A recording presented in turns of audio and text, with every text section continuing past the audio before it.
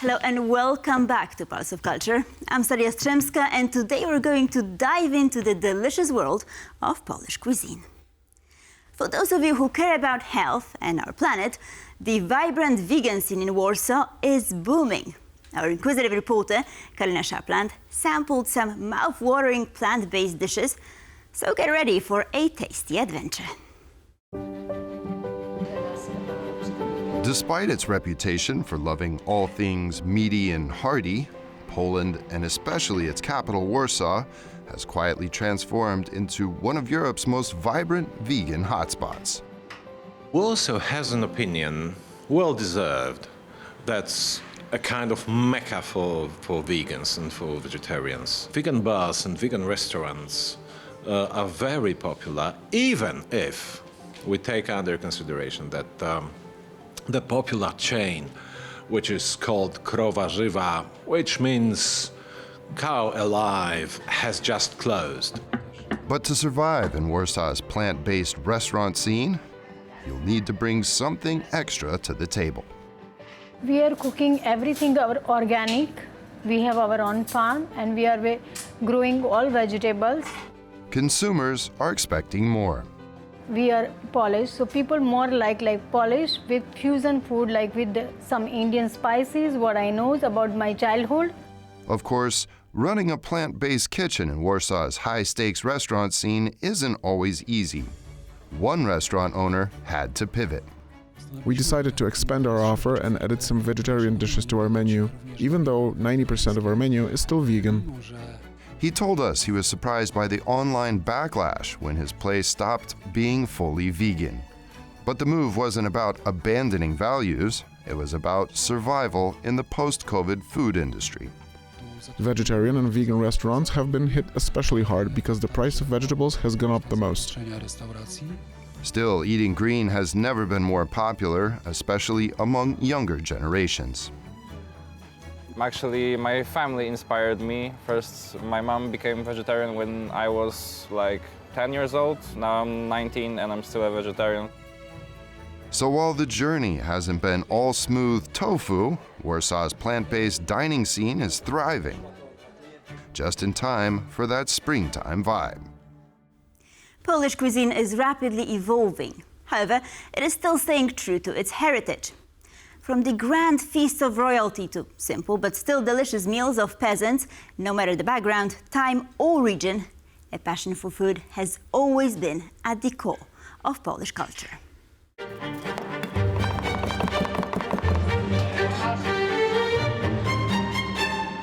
To track down the roots of authentic Polish cuisine, you have to find places where traditional recipes are still followed and history is relived. Warsaw's Stary Dom restaurant is one example. Na pewno możemy się pochwalić żurkiem. One dish we're really proud of is Polish sour rice soup, żurek. Over time, people saw its potential and it ended up being served in noble households too. Aside from dishes crossing class boundaries, is there anything else that makes Polish cuisine special? Wyróżnikiem kuchni polskiej. What really sets Polish cuisine apart is the sheer variety of spices we use: juniper, marjoram, allspice, bay leaves. But is that really unique? To deepen our investigation, we headed to the Wilanów Palace Museum, the 17th century residence of Polish King Jan III Sobieski. Today, the museum is a centre of research on Polish historical cuisine and a publishing powerhouse of period cookbooks.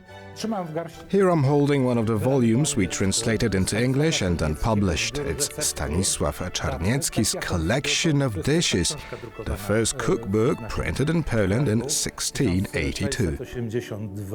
As we discuss the role of cookbooks in Poland's culinary diplomacy, one title catches our eye. This one has been translated into Ukrainian. In 2021, we published an outstanding book, a seminal book when it comes to culinary diplomacy. For us, it's a treasure because it contains a copy of a manuscript of the oldest Polish cookbook dating back to 1540. We decided to give these classic recipes a try.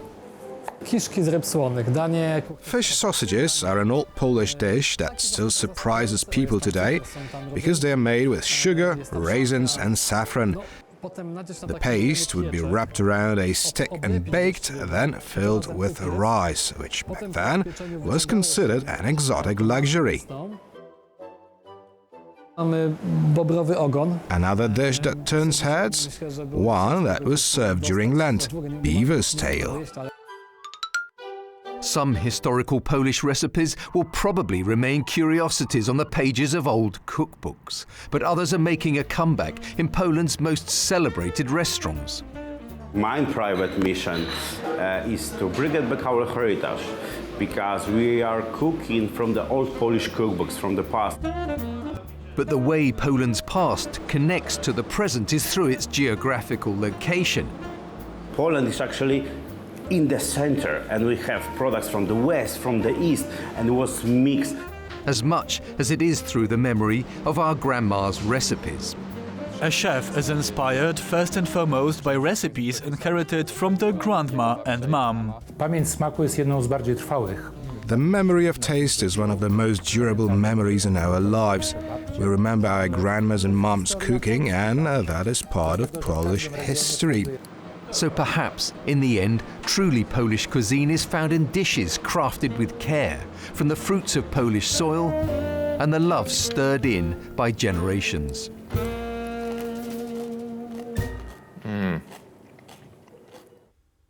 Milk bars, a timeless Polish treasure, reminiscent of the past yet still vibrant.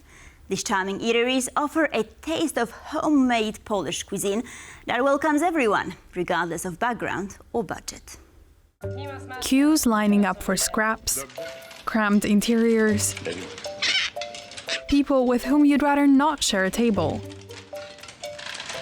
and pieces of cutlery chained to the table. The image of milk bars Stanisław Bareja painted in his iconic 1981 film Teddy Bear served as a metaphor for the bittersweet realities of 1980s Polish society. And the image was exaggerated just a little. While the communist era is now in the past, Polish milk bars prevailed. Among them is Warsaw's oldest existing milk bar, Prasowy. Since its establishment in 1954, it has undergone a truly cyberpunkish upgrade. The milk bar is not only the concept of the past, this is a regular restaurant which offers daily food, which is healthy, tasty, and in reasonable price. Despite the makeover, the milk bar has preserved its essence. You can be CEO of the company, but you can be a regular customer. So we have to provide the food for everyone. We have to offer to customers a range of the price which is acceptable for everyone. So as discreetly as possible, we zoomed in on the customers' plates. We picked two different kind of pierogi and tomato soup. This is what we call placek ziemniaczany, which is actually potato. I ate some pancakes with some toffee sauce. Wherever you come from, this kind of food strikes a familiar chord. In Turkish cuisine also we have kind dumplings. That's why maybe I like pierogi. Reminds us of home. Even firefighters appreciate the respite. This place has got the best food in Warsaw. However, there are events that disrupt the peaceful endurance of these comfort food sanctuaries.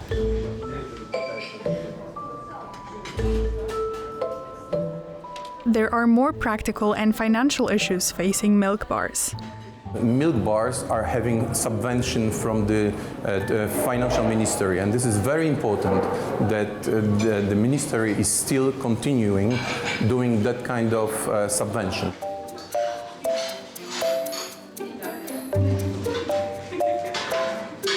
It's difficult to put a price on happiness, but milk bars certainly make people smile. Folks look at the world differently with a full belly. Due to financial issues, the number of milk bars has been dropping over the last few years. Regardless, scattered all across Poland, milk bars continue to offer warm, homey food to Poles and foreigners alike. and to their hearts, a rekindled feeling that we're all in this together. The spring is officially here, so before we go, let's step into a world of freshness and flavor with a visit to an organic farm.